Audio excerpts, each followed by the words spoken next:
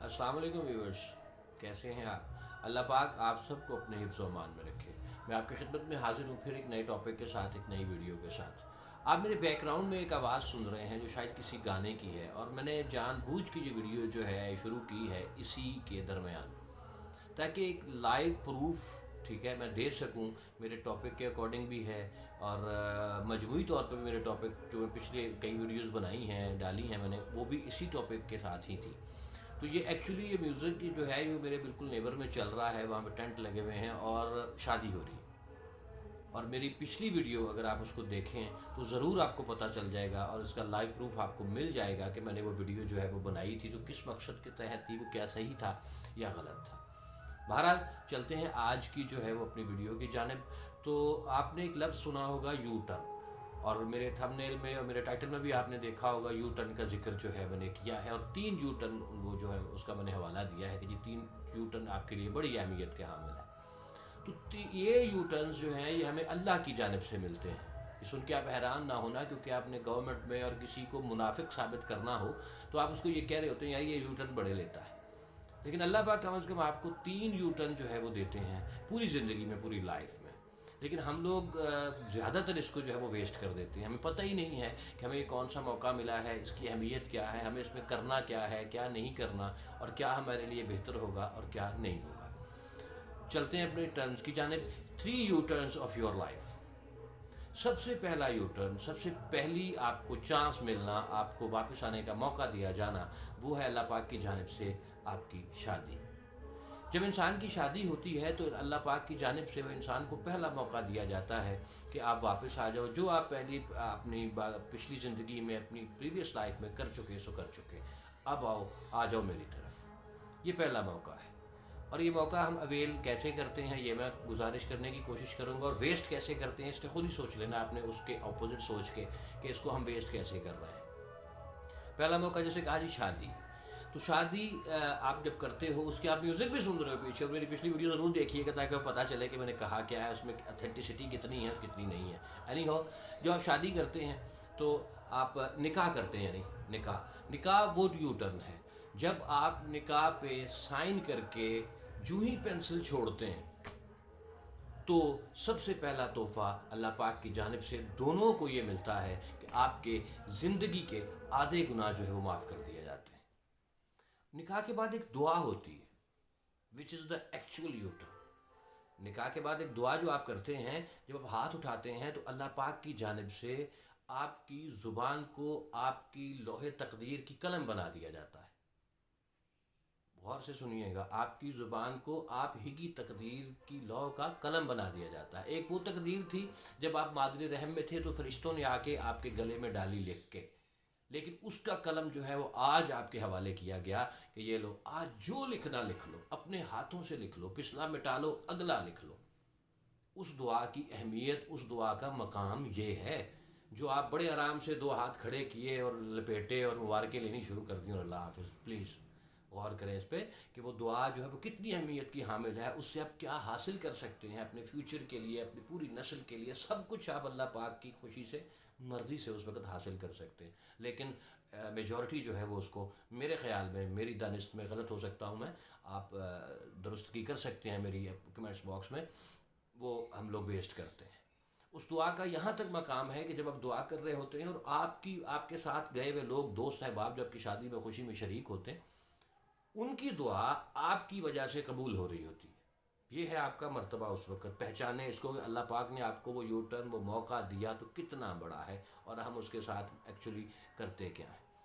दूसरा मौका जो है वो जब अल्लाह पाक इंसान को पहली औलाद देते हैं, दूसरा वो है। अगर उसके बाद आप शुक्राने के नफल अदा करते हुए हाथ उठा लेते हैं, दुआ करते हैं, उसका शुक्र अदा करते हैं, तो वो दुआ भी आपकी इसी अहमियत की हामिल होगी कि जो आपने लिखना है अपनी तकदीर में अपने लिए, आप अपनी ज़ुबान से अल्लाह के हुक्म से वो तकदीर के लफ्ज़ बन जाएंगे, आप लिख सकते हो।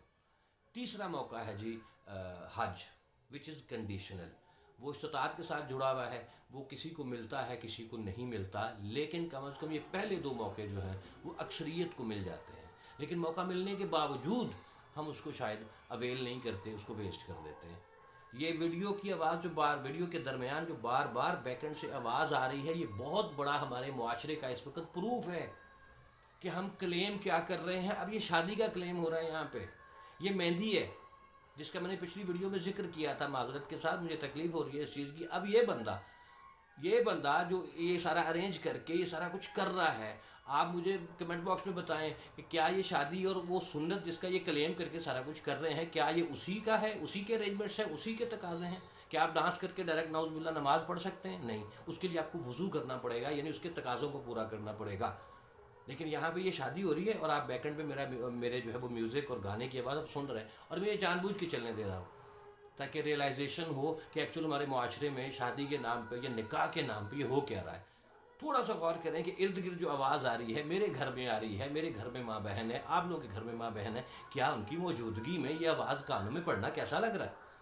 लेकिन उस शख्स को ख्याल नहीं है, हम भी इसलिए चुप हैं जी खुशी का मौका है। खुशी के मौके का मतलब हरगिज़ ये नहीं है कि जो आप कर रहे हो ये सही है। बहरहाल अपने टॉपिक की तरफ वापस आते हैं तेज़ी से कि निकाह पे आप दुआ करते हो और वहाँ पे निस्फ गुनाह का माफ़ होने के साथ साथ एक और तोहफ़ा अल्लाह पाक अता करते हैं कि इन मर्द के पास कोई गारंटी नहीं है कि उसका ईमान कब मुकम्मल होगा, कितना होगा, किस परसेंटेज पे वो खड़ा है। लेकिन निकाह की पेंसिल छोड़ने के साथ ही अल्लाह पाक की मदद से, उनके हुक्म से आपका निस्फ ईमान जो है वो मुकम्मल हो जाता है। लेकिन किसी को शायद एहसास इदराक नहीं है, और मेरी रिक्वेस्ट रहेगी प्लीज़ कि आप जो है कम से कम एक काम ज़रूर करें कि निकाह का तर्जमा ज़रूर पढ़ें। वो पढ़ने से आपको पता चल जाएगा कि आपने सुना क्या, आपने कहा क्या। आपको तो खैर, हमें तो खैर 3 ही लफ्ज़ वो याद रह गए कि वो यही बोलते रहे हम, कबूल है कबूल है कबूल है, इनफ, बात ख़त्म हो गई।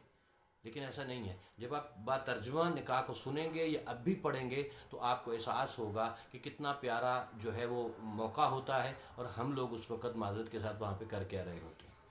इसी तरह से आगे जो है वो तीसरी दुआ एक और आती है जो कि आप शब उरूसी में अंदर जाके मियाँ बीवी 2 नवाफिल अदा करते हैं।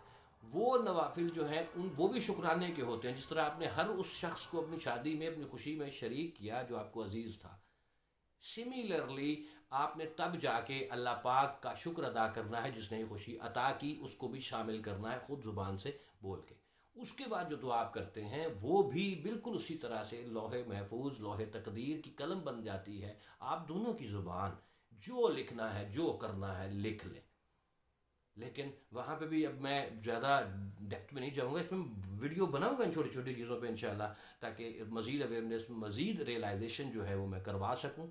मेरा मकसद जो है वो इसको स्प्रेड करना है, इस पर बात करना है। आउटकम क्या आता है डोंट केयर। मेरी नीयत जो है वो सिर्फ पॉजिटिव है, ताकि किसी तरह से किसी न किसी जगह पे जाके पॉजिटिविटी फैले और हम लोग सही रास्ते की तरफ आने की कोशिश करना कम अज़ कम शुरू करें। मैं कोशिश करना शुरू करें इसलिए कह रहा हूँ कि जो इर्द गिर्द जिस वक्त माहौल है, किसी को फौरी तौर पर पकड़ के जो है हम लोग जो है वो वापस नहीं ला सकते। बहुत मुश्किल हो चुका है। कसूर हमारा है, शुरू से थोड़ा थोड़ा गौर किया होता, अपने दीन की तरफ जुड़े हुए होते, कुरान और हदीस को पढ़ा होता।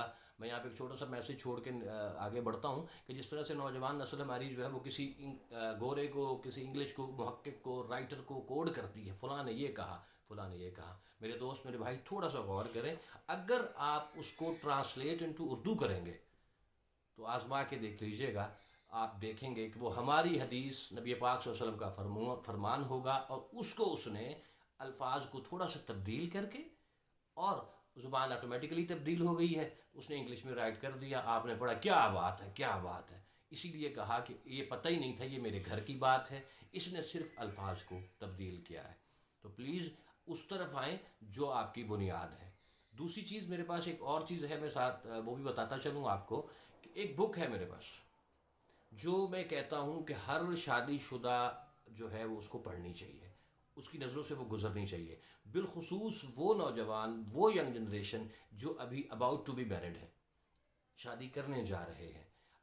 और वो बुक ऐसी है इंशाल्लाह कि आपका मेंटल लेवल, आपका IQ, according to your life, according to your practical life, according to the परवरिश ऑफ योर बच्चे, ठीक है जी, इन सब के मेकनिज़म को, अल्लाह पाक के दिए गए उसूल को, उन सब को वाज़े करती है और बाज़ुबान नबी पाक सल्लल्लाहु अलैहि वसल्लम है। अगर किसी को वो किताब चाहिए हो, वो पढ़ना चाह रहा हो, उससे नॉलेज हासिल करना चाह रहा हो, तो अपना नंबर जो है वो कमेंट बॉक्स में शेयर कर दे, मैं इंशाल्लाह उसको वो बुक शेयर कर दूँगा। अब इजाज़त चाहूँगा, वीडियो काफ़ी लंबी हो चुकी है। मज़ीद इंशाल्लाह नए टॉपिक के साथ, नई चीज़ के साथ मैं आऊँगा, आपकी खिदमत में हाज़िर होऊंगा। सो इस दुआ के साथ अल्लाह पाक आपको, मुझे और मेरी पूरी नस्ल को ख़ात्मा बिल ईमान के साथ अपने रास्ते पे मुकर्रर फरमाए। अगर आपको वीडियो अच्छी लगी हो, वीडियो में कोई भी चीज़ आपके इल्म में इजाफ़ा कर गई हो, आपके नॉलेज में इजाफ़ा कर गई हो, तो भाई इसको आप लाइक ज़रूर करें, मेरे चैनल को सब्सक्राइब ज़रूर कीजिएगा और अपनी राय का इजहार कमेंट बॉक्स में, अपने सवाल, अपनी डिस्कशन ज़रूर छोड़ें, ताकि मेरी हौसला अफजाई हो और मैं उस पर मज़ीद वीडियोज़ लेके उन टॉपिक्स पे आ सकूँ जो बाज़ औक़ात स्किप भी हो जाते हैं। बहरहाल बहुत बहुत शुक्रिया आपका। फिर से इजाज़त चाहूँगा। अल्लाह हाफ़िज़।